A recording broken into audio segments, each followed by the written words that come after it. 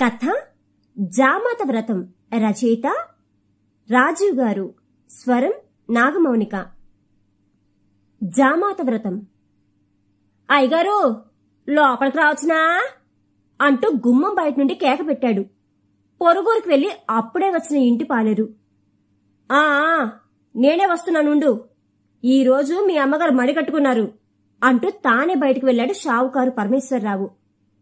ఏంట్రా అబ్బులు, నిన్ననగా వెళ్ళావు, ఇప్పటికి తేలావు, ఎక్కడ సచ్చావురా ఇంతవరకు అంటూ గయ్యమన్నాడు పాలేరుపై. అదేం లేదు షావుకారు, నిన్న పక్కూరు సంతకు పోయానా, అక్కడే ఆలస్యమైపోనాది. తిరుగు ప్రయాణంలో మీ జామత గోరు ఆగుపించారు, రేత్రికి ఆడ ఇంటనే ఉన్నాను అంటూ సంజాయిషి ఇచ్చాడు అబ్బులు. అవునా, అయితే ఎలా ఉందిరా మా పిల్ల, అల్లుడు బాగానే చూసుకుంటున్నాడా? ఏమిటో, వెళ్దామంటే తీరిక లేకుండా ఉంది. అల్లుడి వ్యాపారం ఎలా సాగుతున్నది, ఏమైనా విషయం గ్రహించావా అంటూ ప్రశ్నలు గుప్పించాడు షావుకారు. ఏమి బాగులే షావుకారు, మీరంతంత కట్న కానుకలిచ్చి ఘనంగా పెళ్లి జరిపించారా? ఆ అయ్యేమో తినడానికే మెతుకులు లెక్క కడతాడు. ఏంట్రా అబ్బులు నువ్వనేది? అవును షావుకారు, మీ జామాత వట్టి పిసినారి. నిన్న సంతలో కూడా అంతే, ప్రతి సరుకును గోకి గీకి బేరమాడి అవి రాకపోయేసరికి సచ్చులు పుచ్చులు ఉన్నవి అతి చౌక దొరుకుకొని కనిపించిన పాపానికి నా చేత ఆ సరుకులన్నీ తన ఇంటికి పోయించారు. పోనీ తిండైన సరిగ్గా పెట్టారా అంటే అదీ లేదు. అర్ధాకలితో అలమటిస్తున్న నాకు అంతా సర్దుమనిగాక అమ్మాయి గారిచ్చిన పళ్లతో కడుపు నిండింది. అందుకే పెందగాలే ఎవరూ లేకుండా వచ్చేసినాను. షావుకారు దీర్ఘంగా శ్వాస వదిలి, పుణ్యం బట్టి పుత్రులు, పూజలు బట్టి అల్లుడు వస్తారని నానుడి. సరే పోయి పంచుడు అంటూ లోపలికి వెళ్ళిపోయాడు. ఏవండోయ్, ఇలా రండి, మీకోసం అల్లుడూరు నుంచి ఎవరో వచ్చారు అంటూ లోపలున్న భర్తకు వినిపించేలా కేక పెట్టింది చాముండేశ్వరి. వస్తున్నా వస్తున్నా అంటూ బయటకు వచ్చిన షావుకారుని చూసి, నమస్కారం అండి షావుకారు గారు, నేను తమరి జామాత పంపగా ఇక్కడికి వచ్చాను. ఇదిగోండి తమరి కోసం తమరి జామాత పంపిన లేఖ అంటూ ఓ లేఖను ఇచ్చాడు అతను. అది అందుకుని ఆత్రంగా చదివిన షావుకారు పెదవి విరిచి తనలో తానే గొనుక్కుంటూ లోపలికి వెళ్లి కొంత సొమ్మున్న సంచిని అందించి జాగ్రత్తగా అల్లుడికి అందజేయమన్నాడు. అతను వెళ్లగానే భార్య వైపు చూస్తూ, గొప్ప సంబంధం చేశాం కదా, కాల్చుకు తింటున్నాడు అన్నాడు బాధగా. అయ్యో ఏమైందండి అంది ఆ ఇల్లాలు ఆందోళనగా. 3 నెలల ముందేగా తీర్థయాత్రలని చెప్పి ఆ అమ్మాయిని మన ఇంటికి పంపించాడు సొమ్ముల కోసం. అవును, ఇప్పుడు ఉత్తర దేశ యాత్రలకు వెళ్తున్నాడంట, కొంత సొమ్ము పంపించమని లేఖ పంపాడు. అయ్యో ఇదేం చోద్యమండి, అతను యాత్రకు వెళ్తే మనమెందుకు సొమ్ములు ఇవ్వాలి? పైగా తిరిగి వచ్చేప్పుడు ఒక్క వస్తువు కూడా తీసుకురాడు మన కోసం, అన్ని తన ఇంటికి తీసుకుపోతాడు. అత్తగారింటికి వస్తున్నప్పుడు 2 ముసలి వాళ్ళు ఉంటారు, ఓ కాయో పండో తెద్దామని ఉండదు. వట్టి చేతులు ఉక్కుని వచ్చి తేరగా పిండి వంటలు చేయించుకు తిని పైగా మా అమ్మ చేసిన రుచి లేదంటాడు. భార్య చెప్పింది నిజమేననిపించి, అయినా ఏం చెయ్యగలను చెప్పు, అల్లుడు దశమగ్రహం అన్నారు పెద్దలు, ఇలా సాగిపోవాల్సిందే అంటూ లోపలికి వెళ్లిపోయాడు షావుకారు. చాముండేశ్వరి, చాముండేశ్వరి, అబ్బాయి ఎక్కడున్నావే అంటూ గట్టిగా అరుస్తున్న భర్త దగ్గరకు పెరట్లో ఉన్న ఆమె గబగబా వచ్చి, ఏమైందండి, ఎందుకు గట్టిగా పిలుస్తున్నారు అంటూ అడిగింది. ఏమైనదా, 2 నెలల క్రితం ఉత్తర తీర్థయాత్రలను సొమ్ములు పట్టుకెళ్లిన అల్లుడి నుంచి మళ్లీ లేఖ వచ్చింది. రామచంద్ర ప్రభు, ఈసారి ఏమని అడిగింది భర్తను. ఏమనా, మొన్న యాత్రలప్పుడు ఎవరో స్వామీజీ కలిసి అత్తమామలు క్షేమంగా ఉండాలంటే ఓ వ్రతం ఉందని అమ్మాయికి చెప్పారంట. అది విన్న ఇతగాడు, నువ్వు మీ అత్తమామల కోసం వ్రతం చెయ్యి, నేను కూడా మా అత్తమామలు చల్లగా ఉండడం కోసం వ్రతం చేస్తాను, కానీ నువ్వు ఎలా అయితే నీ అత్తవారింటి చేస్తున్నావో నేను కూడా మా అత్తవారింటి చేస్తానని ఆ అమ్మాయి కూడా వద్దంటున్నా వెనుకుండా ప్రతిజ్ఞ చేశాడంట. అందు నిమిత్తం వచ్చే నెల శ్రావణ మాసంలో మన ఇంటికి వచ్చి ఓ 3 నెలలు ఉండి వ్రతం పూర్తి చేసుకుని మరీ వెళ్తాడంట. అందుకుగాను ఏర్పాట్లు చేసి ప్రత్యుత్తరం పంపమన్నాడు. అయ్యో అయ్యో, ఇదెక్కడ విడ్డూరమండి, మగవాళ్ళు వ్రతం చేయడమేంటి, అంత మన కర్మ కాకపోతే? మన కర్మ కాదే, ఇది అల్లుడి తెలివితేటలు. 3 నెలలు తన ఇంట్లో జరిగే వ్రత ఖర్చుకి మన ఇంట్లో ఉండి చెల్లుబాటు చేసుకుంటున్నాడు. అవును, మీరు చెప్తుంటే నిజమే అనిపిస్తున్నది. మరిప్పుడు ఏం చేయడం అంటూ భర్త వైపు చూసింది. షావుకారు బాగా ఆలోచించి భార్య వైపు చూస్తూ, పొరుగురులో ఉన్న మీ తమ్ముడు సుబ్బిశెట్టిని వెంటనే పంపమని మీ అమ్మగారికి లేఖ రాయి. మిగతాది నేను నడిపిస్తాను. భర్త ఏదో మంచి ఆలోచన చేశాన్ని గ్రహించి, అలానే ఇప్పుడే మన పాలేర్ని పంపించి దగ్గరుండి తీసుకురమ్మంటాను అంటూ పెరట్లోకి వెళ్ళింది.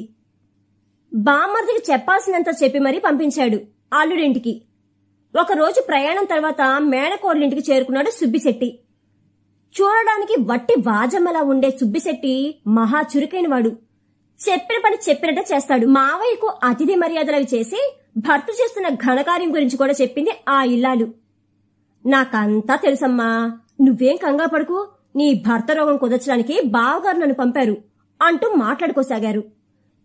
ఇంతలో బయట నుండి ఇంటికి వచ్చిన షావుకారి అల్లుడు ఇంట్లో భార్య మేనమావను చూస్తూ దగ్గరుండి తీసుకువెళ్ళడానికి వచ్చాడని గ్రహించి ఆనందపడ్డాడు. ప్రయాణం రోజు రానే వచ్చింది. మామగారి ఊరికి బయలుదేరారు ఇద్దరు. మార్గ మధ్యలో తినడానికి ఓ గంప నిండా అరిసెలు, జంతికలు, లడ్లు చేసి గట్టిగా మూతి బిగించి మేనమావకు ఇచ్చింది ఆ ఇల్లాలు. ఇందులో ఏమున్నాయే అని అడిగిన సుబ్బిశెట్టితో, అబ్బే ఇవి తినే వస్తువులు కావు, వెళ్లేదారి అటవీ ప్రాంతం కదా, దొంగల భయం వల్ల ఆ గంపలో మండ్రు కప్పలు, కొండతేళ్లు ఉంచింది నీ మేనకోడలు.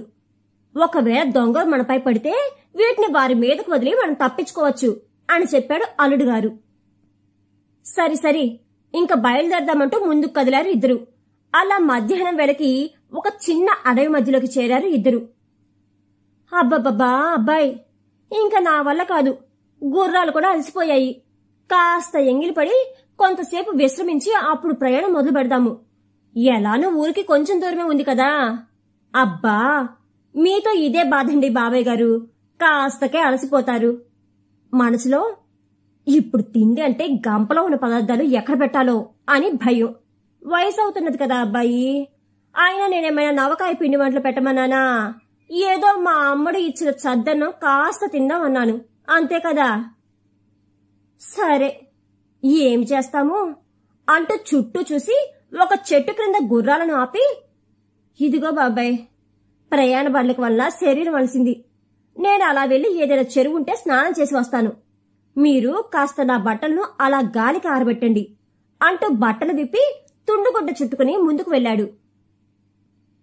సుబ్బిశెట్టి తన బావగారు చెప్పినట్టే ఆ బట్టలను పీలికగా చేసి కొమ్మకొకటి చొప్పున ఆరబెట్టాడు. అలానే గంప మూత తీసి అందులో ఉన్న వాటిని తిన్నంత తిని మిగతావి పక్కన తుప్పల్లో పడేశాడు. అది అటవీ ప్రాంతం కనుక రాళ్లు రప్పల క్రిందున్న కొండతేళ్లను, పొదలో దాక్కున్న మండ్రకప్పలను ఏరి వాటిని అదే గంపలో పెట్టి తిరిగి మూతి బిగించాడు. కొంతసేపటికి హాయిగా స్నానం చేసి మంచి ఆకలి వేస్తుండటంతో వాళ్ళున్న ప్రదేశానికి వచ్చిన అల్లుడికి తన బట్టలు పాయలు పాయలుగా చెట్టు కొమ్మలకు వేలాడుతుండడం చూసి మతిపోయినంత పని అయ్యింది. అలానే తన గుర్రం కూడా కనిపించడం లేదు. ఇక కోపం ఆపుకోలేక, సుబ్బిశెట్టి గారు ఎక్కడున్నారు అంటూ గావు కేక పెట్టాడు. ఇదిగో అబ్బాయి, ఇక్కడ పైకి చూడు అంటూ పక్కనే ఉన్న చెట్టు మించి అరిచాడు సుబ్బిశెట్టి. అల్లుడు కోపంగా, ఏంటండి చెట్టెక్కారు? నువ్వెళ్ళాక నువ్వు చెప్పినట్టే నీ బట్టల్ని బాగా గాలి తగిలేట్టు ఆరేస్తుండగా ఏదో జంతువు అరుపు వినిపించింది. అంతే, ఆ అరుపుకి నీ గుర్రం బెదిరి పారిపోయింది. నా గుర్రం నాన్ననే ధైర్యం కలదు కాబట్టి చెట్టు చాటుకు వెళ్లి దాక్కుంది. ఎందుకైనా మంచిదని నేను మాత్రం మీరు తెచ్చిన గంపతో సహా ఇలా చెట్టెక్కాను. మీరు కూడా త్వరగా రండి, ఈ చెట్టుపై మధుర ఫలాలున్నాయి, అవి తిని ఆకలి తీర్చుకోవచ్చు. సరే అంటూ చెట్టెక్కి ఫలాలు తిని కడుపు నింపుకునే అవసరం నాకేంటి? ఈ గంపలో పిండి వంటలున్నాయి, అవి హాయిగా తింటాను. అదా, మీరు ఎక్కడ మెక్కుతారో అని భయం వేసి అలా చెప్పాను అంటూ గంపపై గుడ్డ కాస్త తప్పించి అందులో చెయ్యి పెట్టాడు. అంతే, గావు కేక పెట్టి అయ్యో బాబోయ్ అంటూ చెట్టు నుండి క్రిందికి దూకాడు. ఏంటబ్బాయి, పిండి వంటలో అంత వేడిగుందా? చెయ్యి కాలినట్టుంది పాపం. అల్లుడు కోపంతో, తమరు తెలివి అఘోరించినట్టే ఉంది, తేలు కుట్టి నేనేడుస్తుంటే అంటూ బాధతో అల్లాడిపోయాడు. ఊరి పొలిమేరకు చేరుకునేసరికి ఊరు ఇంకా అలికిడిగానే ఉంది. మొలగుడ్డతో ఊళ్ళోకి అడుగు పెట్టలేక సుబ్బిశెట్టిని చూసి, బాబాయ్, మీరు ముందు ఇంటికెళ్ళి మామగారితో నా రాక గురించి చెప్పండి. అర్ధరాత్రి సమయానికి ఇంట్లోకి వస్తానని చెప్పి అలానే మంచి నేతి వంటకాలు చేసుంచమని మా అత్తగారికి చెప్పండి. పడుకోవడానికి మంచి పరుపు కూడా ఏర్పాటు చేయమనండి. అలానే అంటూ సుబ్బిశెట్టి నేరుగా బావగారింటికి వెళ్లి అల్లుడి రాక గురించి చెప్పి అతను తనకి చెప్పినవి కూడా చెప్పాడు. మామగారు నవ్వుకుంటూ, ఇప్పటికి దొరికేవల్లుడు, ఇన్నాళ్ళు మా దగ్గర ఎంత దోచుకున్నావు కదా, దానికి నీకు సరైన గుణపాఠం నేర్పుతానని అనుకున్నాడు. ఊరు సద్దుమణిగాక నెమ్మదిగా నడుచుకుంటూ మామగారి ఇంటికి చేరి తలుపు తట్టాడు అల్లుడు. తలుపు తెరిచిన అత్తమామని చూసి ఆశ్చర్యపోయాడు. మామగారు చిరిగిన వస్త్రం పంచగా కట్టుకుంటే అత్తగారు అతుకుల చీరతో ఉన్నారు.